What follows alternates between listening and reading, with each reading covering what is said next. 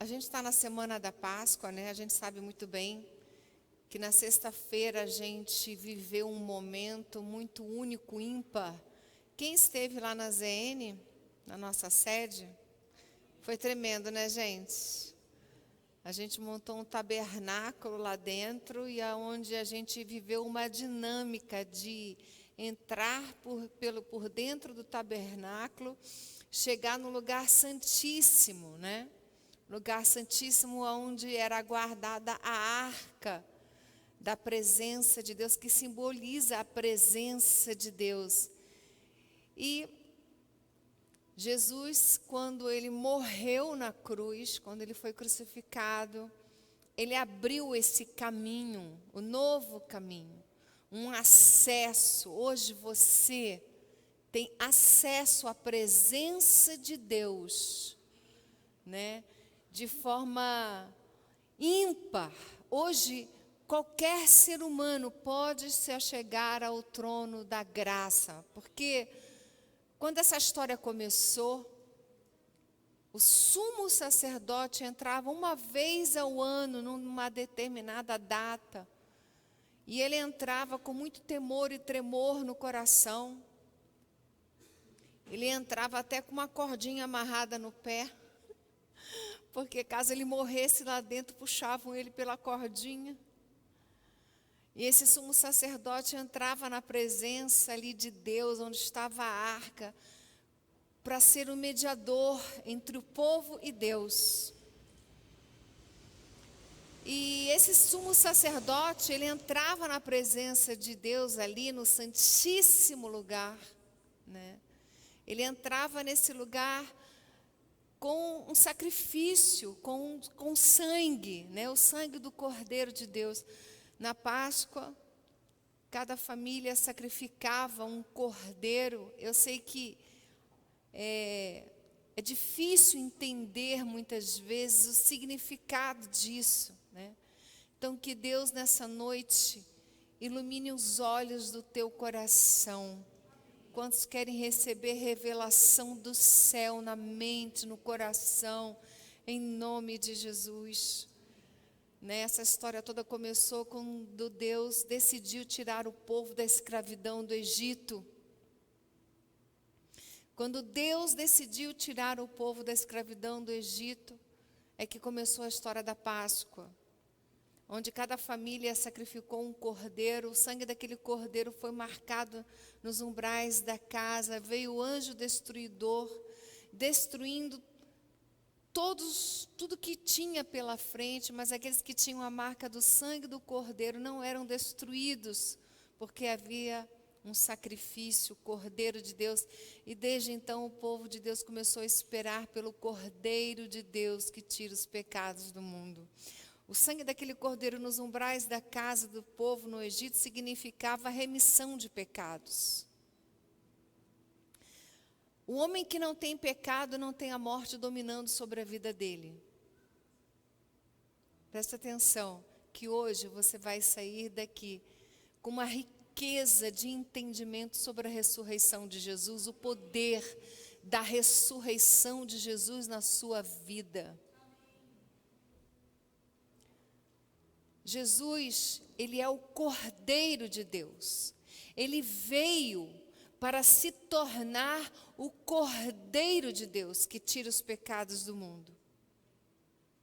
Quando o destruidor entrou no Egito para trazer juízo na terra e libertar o povo da escravidão do pecado, o destruidor, ele viu as casas que tinha a marca do sangue do cordeiro e passou por cima dessas casas.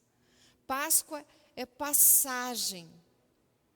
E aqueles que não tinham a marca do sangue do cordeiro foram destruídos, enfrentaram a morte, a destruição, enfrentaram o juízo. Então você precisa entender o significado da ressurreição. Mas antes você precisa entender o significado de Jesus ser o Cordeiro de Deus, que tira os pecados do mundo. Interessante é que Jesus se revelou como Cristo quando ele chegou mais ou menos na idade de 30 anos. Quando ele entendeu que havia chegado o momento da humanidade receber a revelação de quem ele era. Quem é Jesus? Jesus é o Filho de Deus. Jesus, ele perguntou para os seus discípulos o que as pessoas dizem sobre mim. As pessoas falavam muitas coisas, porque as pessoas, né, vamos combinar, né? Que as pessoas falam, né? Elas falam que dão na boca.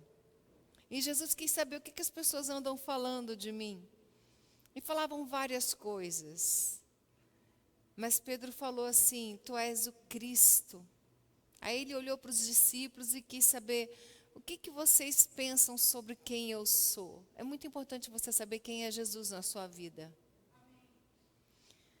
E Pedro, ele foi capaz, ele teve essa revelação do céu.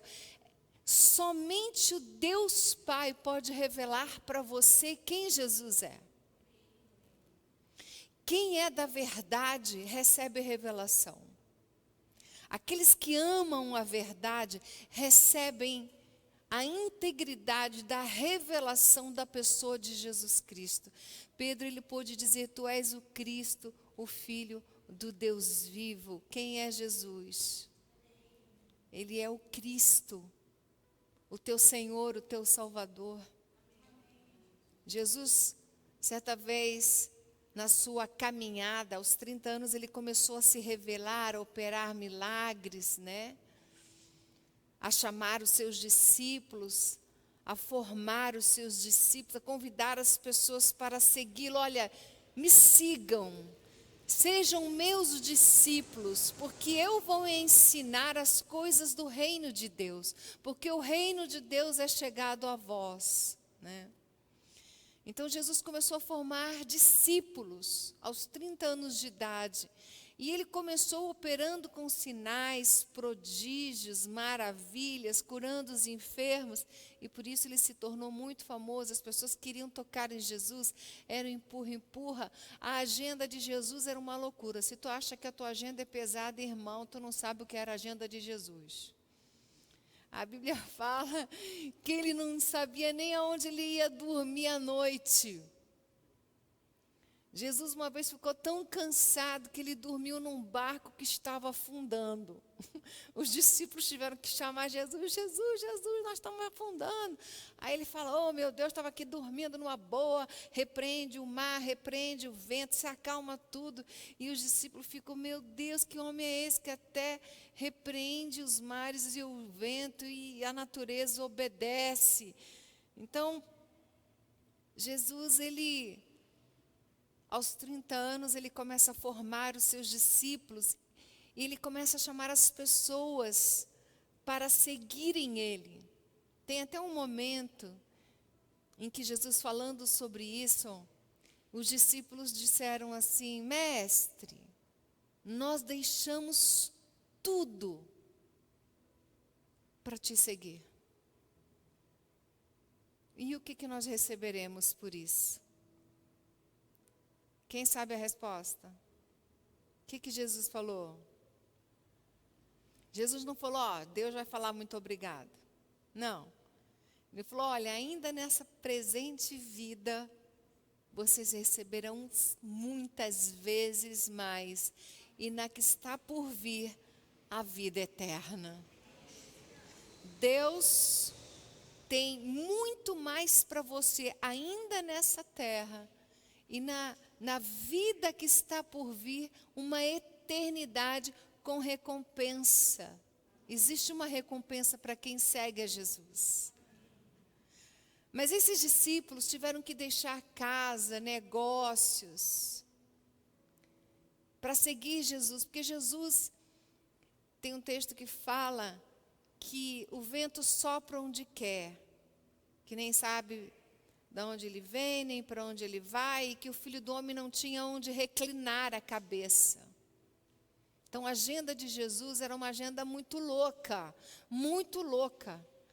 Ele estava numa aldeia, ele entrava numa cidade, ele ia para Jerusalém, ele ia no templo, ele entrava nas sinagogas, ele entrava na casa das pessoas, ele estava no poço de Samaria, ele realmente tinha uma agenda pesadíssima, ele não tinha, às vezes, tempo para comer. Você tem uma noção da agenda pesada de Jesus? A família dele, no tempo em que ele começou a exercer o ministério dele, a missão dele, a família resolveu fazer uma intervenção. Chegaram onde Jesus estava, queriam segurar Jesus, porque olha, ele está doido, gente, ele nem come mais, ele nem tem mais casa. Queriam segurar Jesus, agenda pesada. Durante 3 anos e meio, Jesus, ele se revelou à humanidade.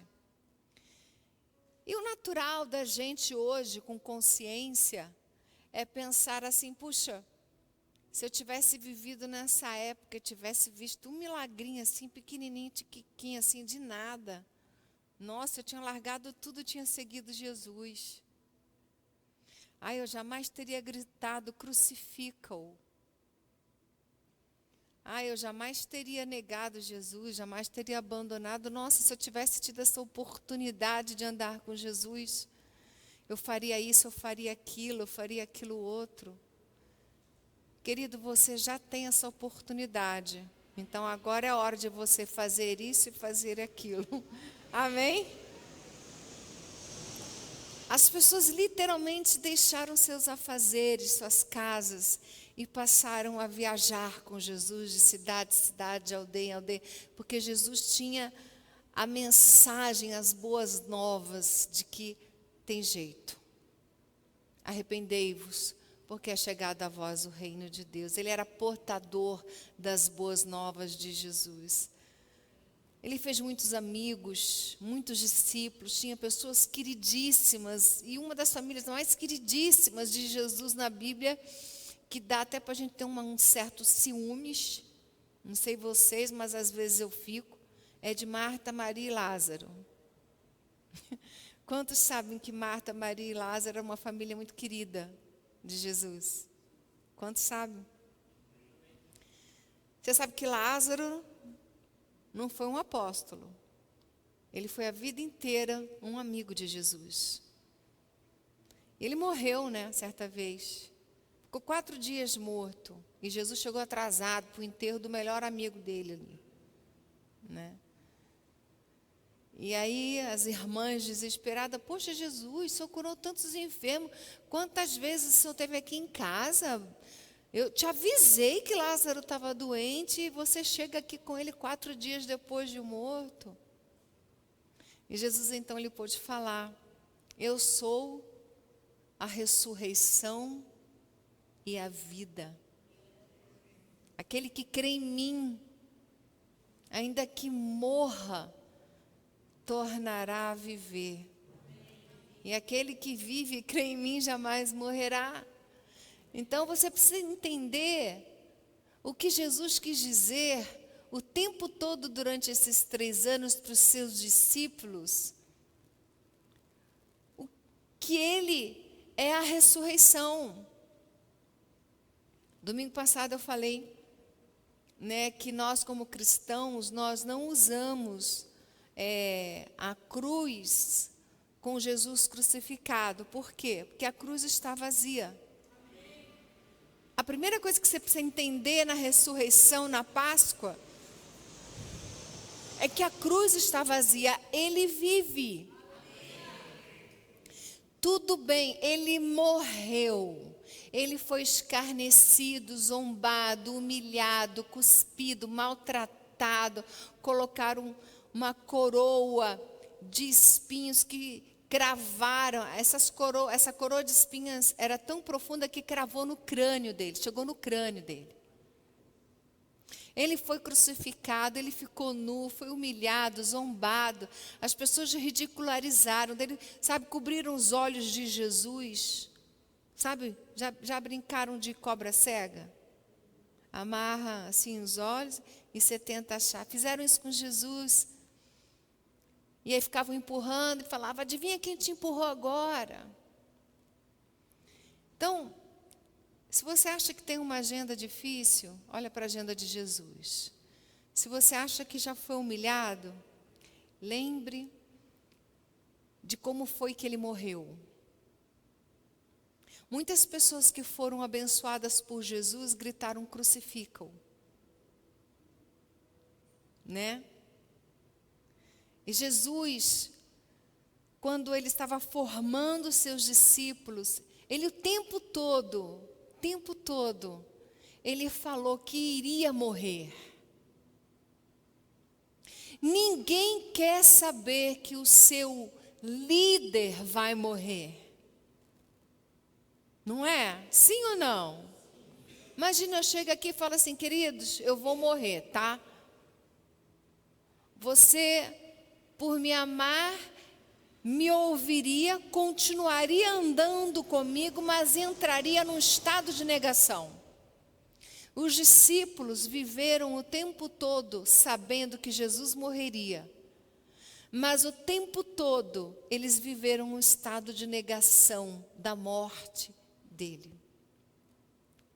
E quando Jesus foi traído por Judas e foi levado, preso, interrogado pelos religiosos, por Pilatos, por Herodes, quando ele teve que carregar a cruz, quando ele foi açoitado, quando ele foi crucificado entre os dois ladrões, todos os seus discípulos, exceto a mãe de Jesus e o discípulo que ele mais amava, que a gente acha que é João, mais chegado, mais próximo, que ficaram ali perto da cruz, vendo tudo, né?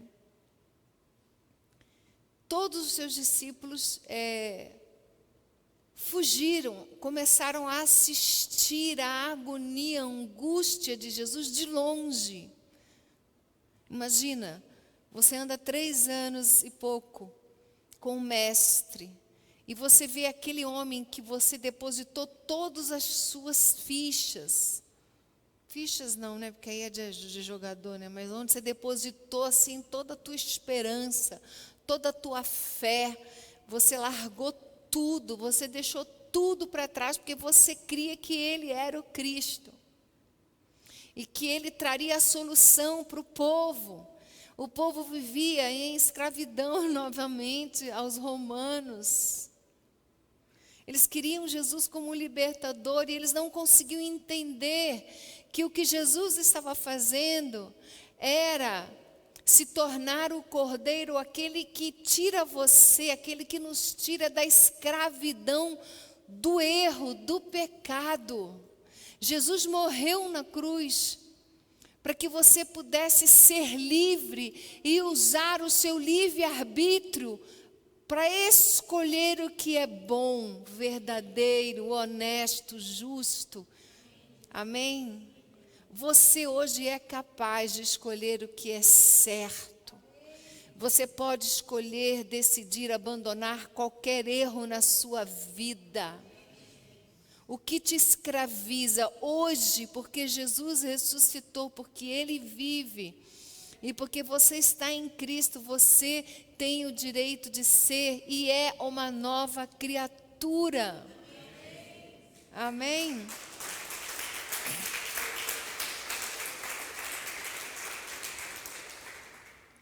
E aí então, Jesus é preso ali, os discípulos não entendem nada, eles se afastam e veem Jesus ser crucificado, veem Jesus morrer na cruz.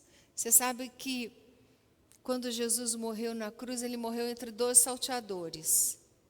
Um dos ladrões insultava Jesus.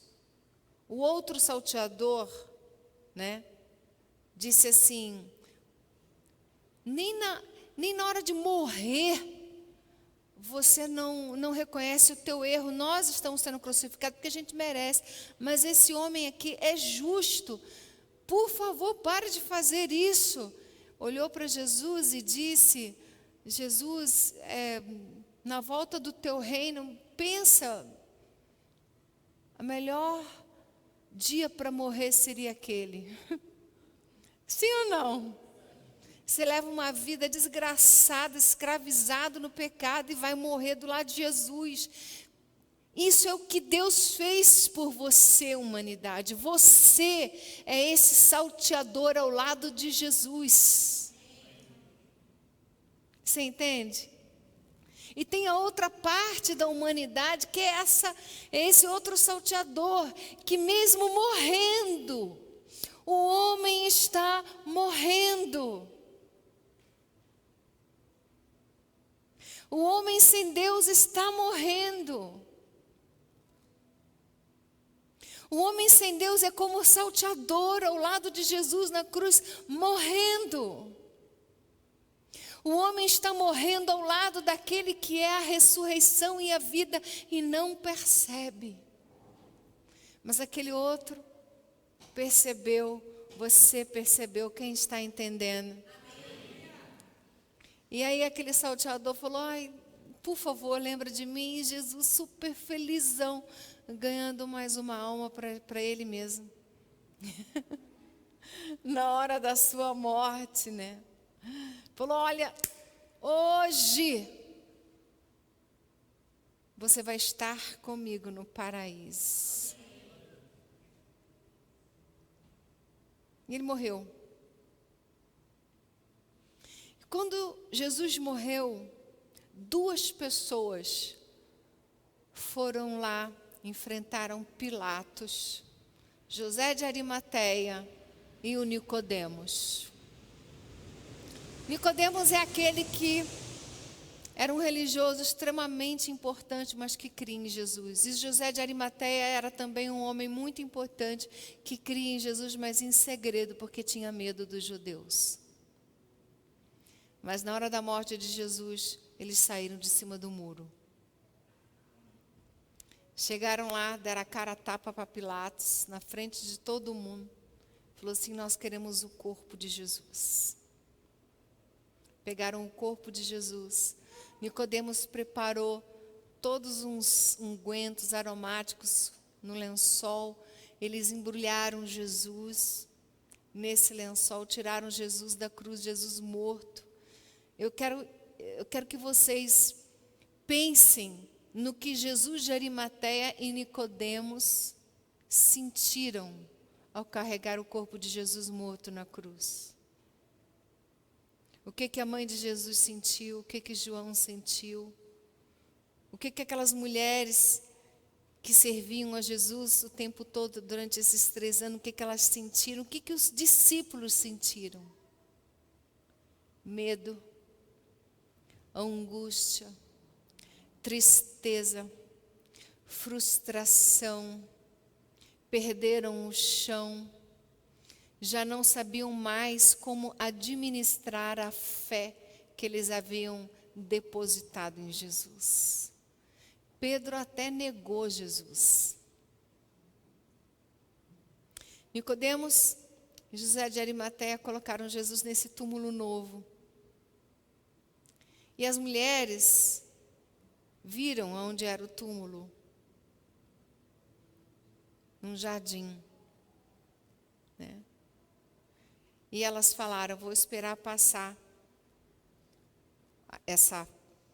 esse sábado, né, que não se pode, e eu volto no domingo, a gente volta no domingo para cuidar do corpo.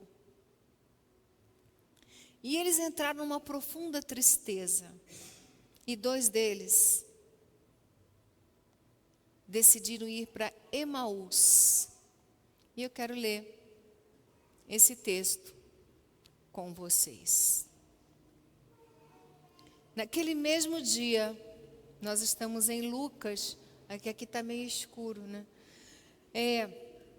Em Lucas, no capítulo 24, no versículo 13, diz assim, naquele mesmo dia, 2 discípulos estavam indo para uma aldeia chamada Emaús. Eles tinham desistido. Que ficava a uns 10 quilômetros de Jerusalém. Eles estavam tão tristes que eles foram embora de Jerusalém para Emaús, né? E iam conversando a respeito de tudo o que havia acontecido. Eles estavam falando sobre, nossa, Jesus, a morte, crucifica Barrabás, e nossa, e Pedro, e o galo que cantou, e a mãe de Jesus, e agora, né? Eles estavam falando sobre todos os acontecimentos tristes. E enquanto conversavam e discutiam, o próprio Jesus, que já estava ressuscitado, o próprio Jesus se aproximou e ia com eles. Eles estavam tão cegos, tão focados na morte de Jesus, que eles não sabiam que já era o terceiro dia. E que no terceiro dia Jesus sempre disse, eu vou ressuscitar no terceiro dia. Eu penso assim, se Jesus fala a vida toda que eu estou seguindo Ele, que vai ressuscitar no terceiro dia, eu sei aonde o túmulo está, o que é que eu faço? Monto uma barraquinha. Sim ou não? Tu monta uma barraquinha ali no túmulo e fica ali. Não, no terceiro dia, as mulheres até que tentaram, mas elas chegaram atrasadinhas. Mas ainda encontraram anjos no túmulo e o próprio Senhor Jesus. Né? Jesus encontra Maria, e a Maria chorando, vendo o túmulo vazio, né? Olha para Jesus, pensa que ele é o jardineiro, e falou, jardineiro, onde foi que você colocou Jesus? E os anjos perguntaram, por que você está chorando? Levaram o meu mestre. Aí Jesus pergunta para Maria, por que você está chorando? Porque levaram o meu mestre. Aí Jesus fala, Maria. Quando ele fala Maria, os olhos de Maria se abrem. E ela vê que é Jesus, que Jesus ressuscitou. Então as mulheres conseguiram chegar a tempo de ver Jesus ali nas imediações do túmulo. Uma salva de palmas para as mulheres.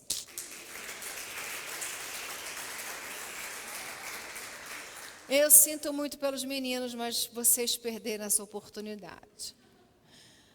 Aí, Jesus fala, olha, vá para os meus discípulos e diga que eu estou vivo, que eu estou indo em tal lugar, a gente se encontra lá na frente.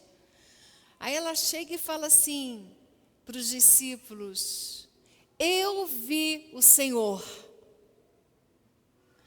Aí eles falaram para ela, você está delirando. Não sei por que os homens têm mania de dizer que quando a mulher vê uma coisa extraordinária, ela está delirando. Não é? Essa mulher está delirando. Chorou tanto. Mas o túmulo está vazio. Quando o túmulo está vazio, Pedro, João, olha, foram lá, chegaram lá. Pedro entrou dentro do túmulo, estava vazio. Se tem uma cena maravilhosa, é essa. Pedro entrando no túmulo. O outro parou na porta, olhou e viu que estava vazio. Pedro não. Ele entrou dentro do túmulo. Você entraria dentro do túmulo? Ele entrou. E o que tinha dentro do túmulo? Quem sabe o que tinha dentro do túmulo? Aqueles lençóis. E o lenço ensanguentado, ou você acha que era o lençol lavadinho, branquinho no omo? Não, era um lençol sujo, de um corpo ensanguentado, morto, de 3 dias. Jesus ressuscitou, ele arrancou o lenço, jogou de um lado, tirou o lençol, jogou do outro. Então, quando eles chegaram lá, eles já começaram a testificar a ressurreição nos pequenos detalhes. As mulheres conseguiram ver os anjos que removeram a pedra para Jesus sair do túmulo e conseguiram ver Jesus ali, confundiram ele com o jardineiro. Bom, enfim. Voltando aqui para Lucas 24, nós vemos o momento que Jesus já ressuscitou. Alguns já sabiam, mas não estavam acreditando. E aí então, esses discípulos tinham ouvido falar que o túmulo estava vazio, sabiam que as mulheres tinham dito: eu vi o Senhor, mas ainda assim não conseguiam crer na ressurreição. Porque vencer a morte é algo tão distante para a gente, né? Que para eles também era. E olha que eles viram Jesus ressuscitar Lázaro. Jesus deu uma prévia, ressuscitando Lázaro, ressuscitando o único filho daquela viúva da cidade de Naim, dele ressuscitando aquela menina, né? Então, teoricamente, era para todos eles terem armado uma barraquinha na porta do túmulo. Mas não foi o que eles fizeram. Eles se dispersaram, com medo dos judeus. E esses dois então tomaram rumo para Emaús. Enquanto conversavam, discutiam, o próprio Jesus se aproximou e ia com eles. Porém, os olhos deles estavam como que impedidos de o reconhecer.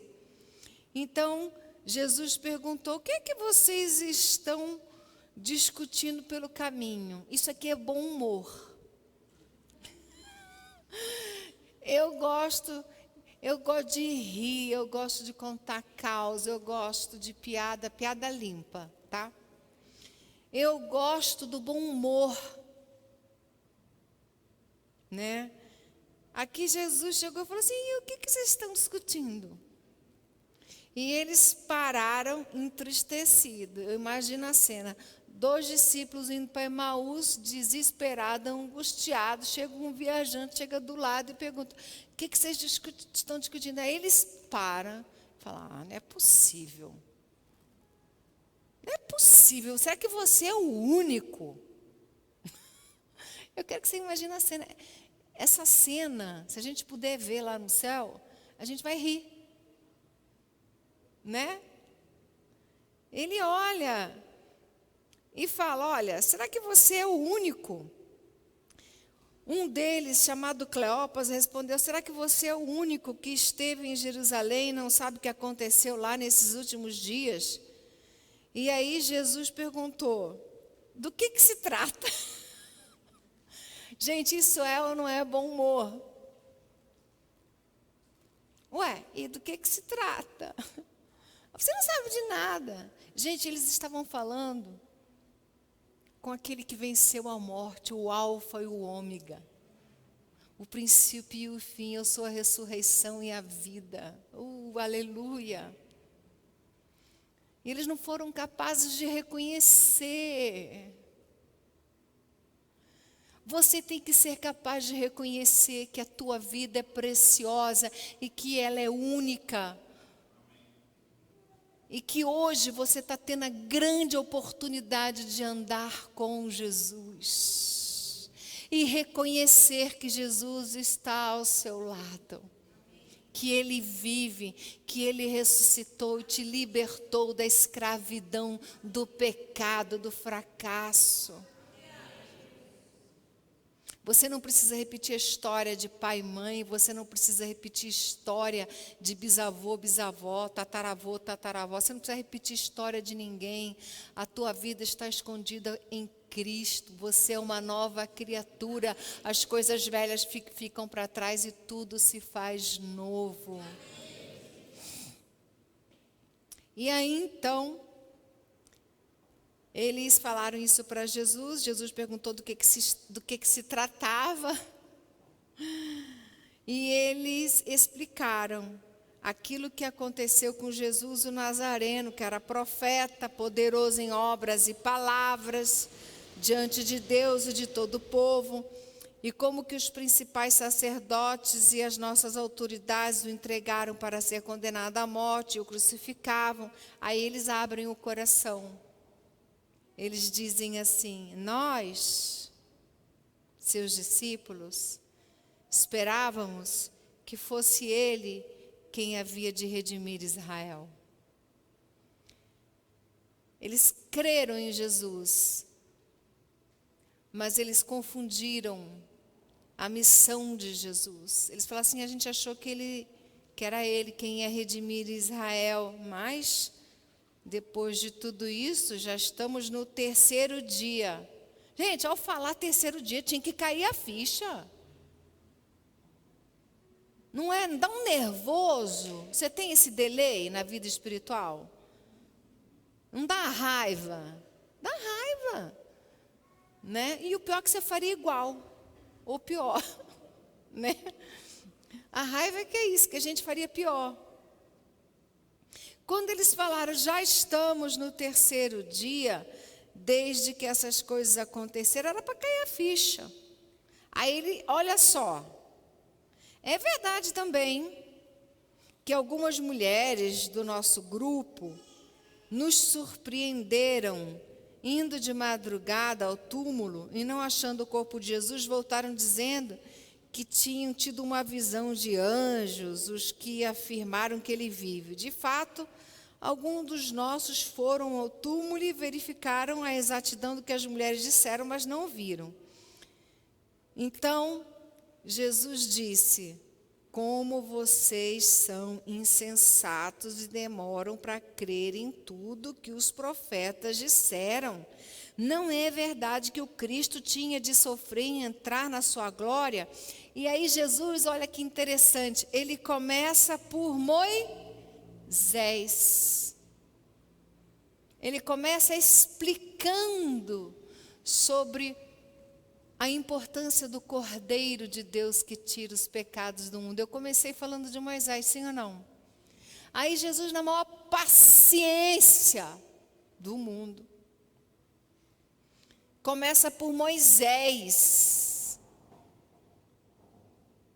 E todos os profetas, você imagina, os caras estão indo de Jerusalém para Emaús, esses dois, três discípulos, sei lá quantos. E Jesus começa a explicar tudo, o cara que se fez de não saber de nada, começa a explicar para aqueles discípulos tudo de novo.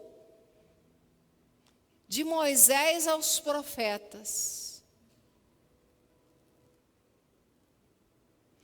E aí, então, a respeito dele em todas as escrituras. Gente, essa jornada foi longa, porque Jesus falou de Moisés, os profetas, todas as escrituras, de tudo aquilo que falava que importava que o Cristo morresse, padecesse, fosse crucificado e ressuscitasse ao terceiro dia, e ainda assim a ficha não caía. Nem para se perguntarem assim, ué, mas ele não era um desinformado? Como é que agora ele está mais informado que a gente? Nem para pensar assim. Se fossem as mulheres, elas já tinham sacado, mas eram os meninos, né? E quando se aproximavam da cidade, né, da aldeia, Jesus fez menção de que ia embora, né? Falou, vamos ver se eles são tão lerdos assim. Aí Jesus fez que ia, mas querendo ficar. Aí os discípulos, né, falaram assim, não, vai não, fica conosco, porque é tarde, o dia já está chegando ao fim. E aí então entrou Jesus para ficar com eles. E aconteceu que, quando estavam à mesa, ele pegou o pão e o abençoou. Nesse momento, o ambiente muda. Jesus pega o pão, abençoa o pão. E aí os discípulos já estavam tudo arrepiados, até o último fio do cabelo. Né? E o abençoou, depois partiu o pão e o deu a eles. Então os olhos deles se abriram e eles reconheceram Jesus. Mas Jesus o quê? Desapareceu da presença deles.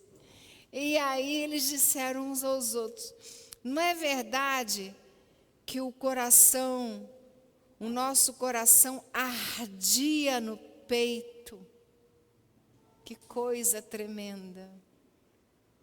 O nosso coração ardia no peito quando ele nos falava pelo caminho, quando nos explicava as Escrituras. O coração ardia. Quando você anda na presença de Deus, o teu coração arde. Porque você está na presença daquele que tem a eternidade, aquele que é a vida eterna. Que coisa tremenda, maravilhosa. Então hoje é um dia muito feliz na cristandade, como festa para celebrar, porque nós celebramos que Ele vive, que Ele ressuscitou. O primeiro significado da ressurreição é muito simples. Qual é? Eu vou ajudar. Diga assim: Ele venceu a morte. Amém? Ressurreição é sobre o quê? Sobre a morte. Então, a primeira coisa que você precisa entender é que Jesus venceu a morte. E que porque Ele venceu a morte, você está em Cristo, você também venceu a morte. A Bíblia fala que nós estamos em Cristo, ressurretos com Ele. E hoje nós aguardamos a volta de Jesus. Jesus, durante 40 dias, Ele se revelou ressurreto aos seus discípulos. Apareceu de diversas formas aos seus discípulos. Falou muito aos seus discípulos. E uma das cenas mais lindas do Novo Testamento é Jesus conversando com Pedro, que tinha decidido ir pescar e levou todo mundo com ele. Eles vão pescar, a pescaria dessa vez dá certo, 150 peixes grandes. Jesus na praia, um pãozinho assando, um peixinho assando, aquele luau. Chama os discípulos e pergunta: vocês têm algum peixe aí? Ah, nós temos. E aí um deles fala assim: é o Senhor. E ninguém mais ousava perguntar quem tu és, porque todos já sabiam que era Jesus. E Jesus chama para conversar ali com Pedro. Fala: Pedro, você me ama, você me ama, você me ama. E tudo que ele pedia para Pedro é: apacenta as minhas ovelhas. A ressurreição significa que você tem uma missão. Ide por todo o mundo e pregai o Evangelho a toda criatura, ensinando-os a guardar todas as coisas que eu vos ensinei. Batizai-os em nome do Pai, do Filho e do Espírito Santo. Curai os enfermos, expulsai os demônios. E se vocês passarem por situações difíceis, como beberem veneno, pisarem serpentes, nada disso fará mal a vocês. Eis que estou convosco todos os dias até a consumação dos séculos.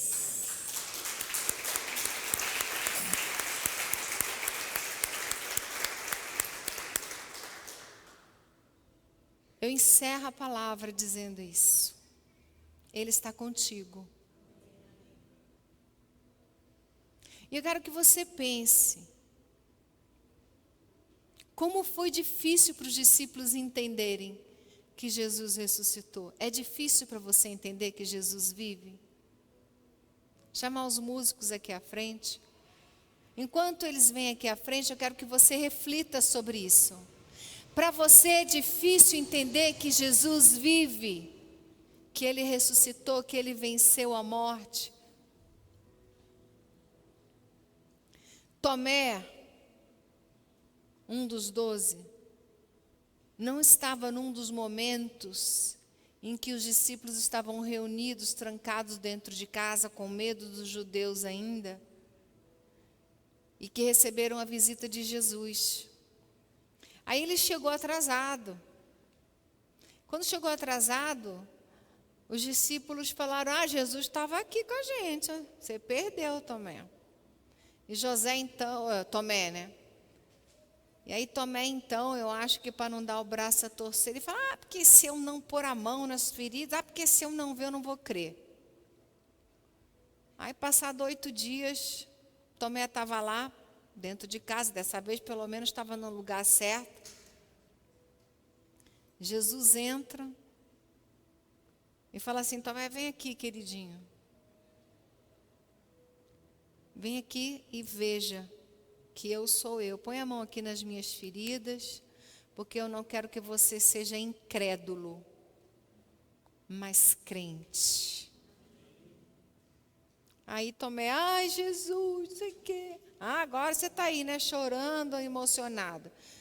Bem-aventurado aqueles que não viram e creram, Tomé. Tomé podia ter entrado para a história da humanidade sem tomar essa no final. Sim ou não?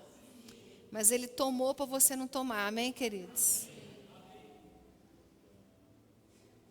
Jesus falou: Tomé, eu não quero que você seja incrédulo, mas crente. Jesus está falando para você: não seja incrédulo, mas crente.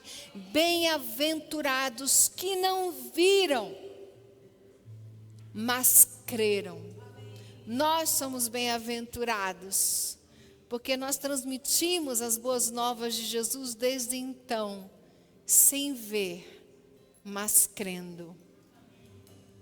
Porque Ele vive, posso crer no amanhã.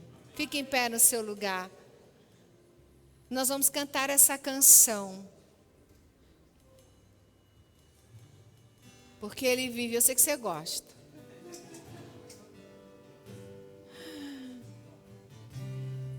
Cante essa canção. Permita que o teu coração se encha de fé. Amém?